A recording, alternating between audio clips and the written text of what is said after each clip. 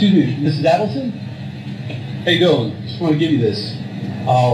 Listen. You're scared. No, don't be scared. Listen, just want to let you know that we know that your family has been taking care of Katie and her friend Tuto for quite some time after your problem up north has been resolved. And I want to let you know that my brother, he's incarcerated. He helped your family with this problem you guys had up north. And we want to make sure that he's going through some rough times. We want to make sure that you take care of what he's going through the way you're taking care of Katie and Tuto. Well, this will explain it. Obviously, that's from the bump. The undercover names people who were involved, and the first call Donna made after she was approached was to Charlie. A lot of y'all have seen and heard this from Charlie's trial, but there's more to this conversation than you may think. And it applies to the June trip that Sigfredo and Luis took to Tallahassee. I wouldn't, there's scumbags out there all the time that try to do stuff like that. Oh, I know. Yeah. So that's why, I just want you to see, because I don't want, I don't want your father upset. So don't say anything to Dad and take a look at it. If Dad flies off. Absolutely. On everything. That's why I suggested after he goes to work tomorrow. Did the person give you any kind of time frame or anything? No. Okay. But it's clear what's wanted. What is, can I just ask you, what do they ask for? I don't know, this TV is probably about $5,000. They asked you for $5,000? The undercover names Katie and Tuto. It implies Luis by saying his brother was incarcerated. He also implies Dan's murder in Tallahassee by saying the problem up north. I think every noun is either direct or an implication. But what about the $5,000 that the undercover's demanding? The undercover also texted Donna. Okay, so if you'll read this text for us. This was sent from the undercover to Donna Adelson?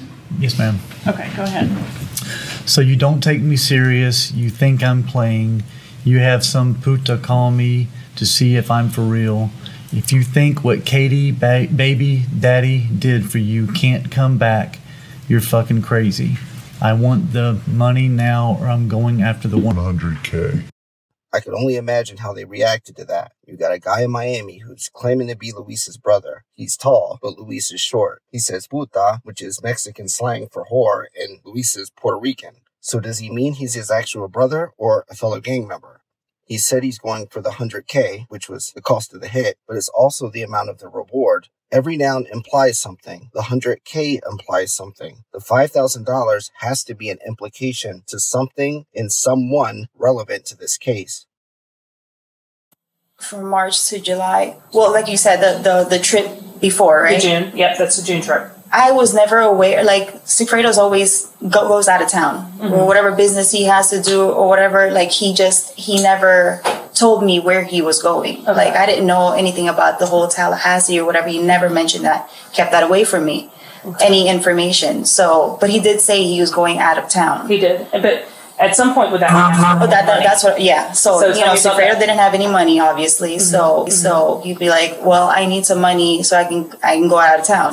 I'm thinking in my head, maybe this is where he needs to scope things out or whatever. So that's where I will go to Charlie and I'm like, hey, I need some money so that, to take care of whatever expenses and stuff. Right. So you're telling the expenses for them planning what they're taking care of for Charlie. That's, I guess, assumed. Assumed? Okay. Yeah. So you just tell him I need more money for expenses. And it's assumed. Because he's never given me, he never gave me any money at all. Okay. So that was the first time he gave you money. Yeah. So the first time he gave you money is when you're going back and you're like, hey, I need money for expenses. Yeah. Because this is, because Fredo's telling me, hey, I need some money. I need money that this is trying to be planned. Yes. Okay, so that's what Sigfredo's telling you. So then you go to Charlie and you tell him, hey, we need money for expenses. So, and that's the understanding, expenses for planning what is about to happen. Yes. Okay.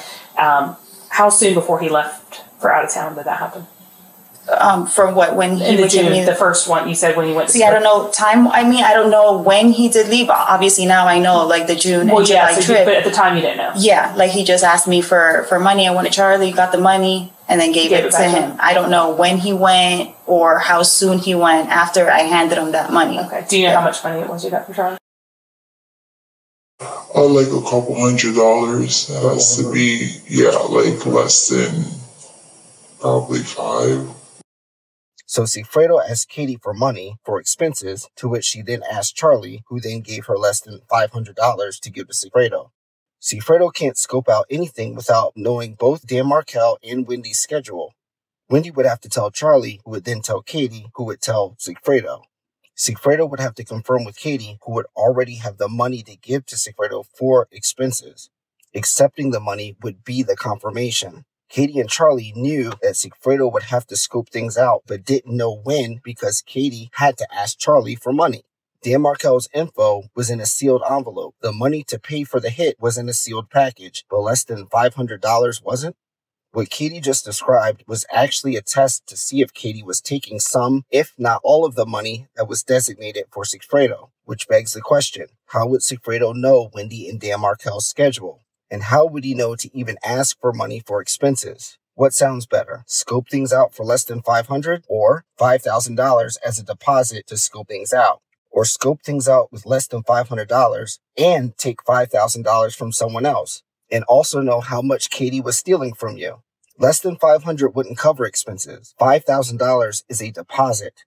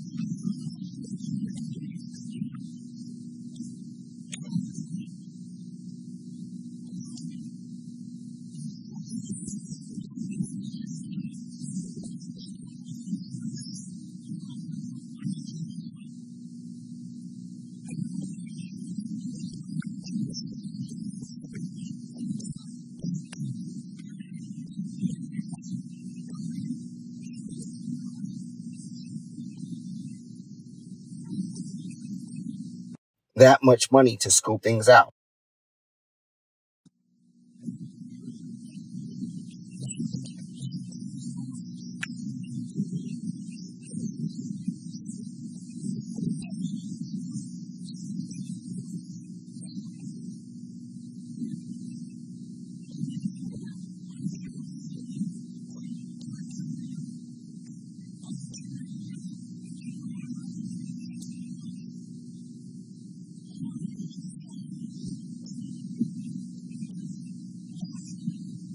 He said he got the money from the lady. He also said Katie gave him money. He only told me any of this because I asked him. I know Katie never gives him anything substantial, so the $5,000 came from Wendi directly, but he's not supposed to even know Wendi. So how does he know she's the one paying us? When I suggest robbing her, it's really to see if she and Sigfredo have been in direct contact with each other, which in hindsight, they had been because the money that he received was not stapled, it wasn't wet, and it wasn't moldy.